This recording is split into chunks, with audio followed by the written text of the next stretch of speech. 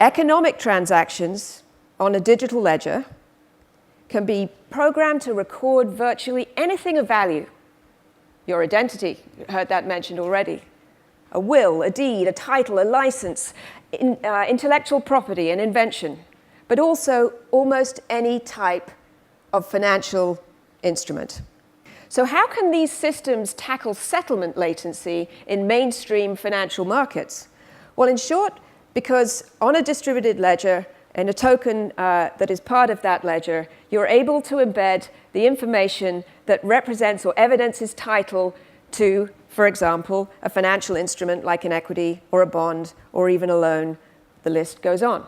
This means the entire life cycle of a trade, including its execution, the netting of multiple trades against each other, the reconciliation of who did what with whom and whether they agree, can occur at the trade entry level. That's much earlier in the stack of process than what you are accustomed to seeing in mainstream financial infrastructure. Now, I don't want you to get too overly excited. Realize that the world is still a long way from a state where distributed digital ledgers have been able to be universally adopted.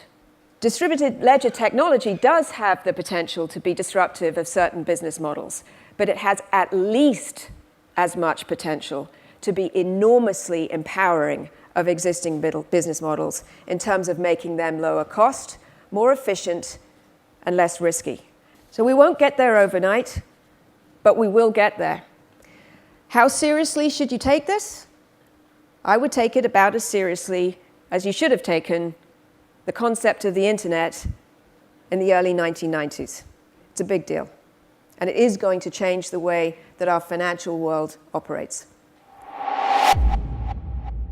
One thing that's always amazed me is the transition you made. I'd like you to share something personal with us. You were one of the most powerful women on Wall Street. You worked for JP Morgan. Oh, I'm sorry.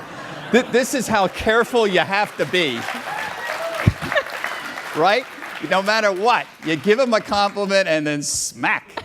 What do you mean, Bob?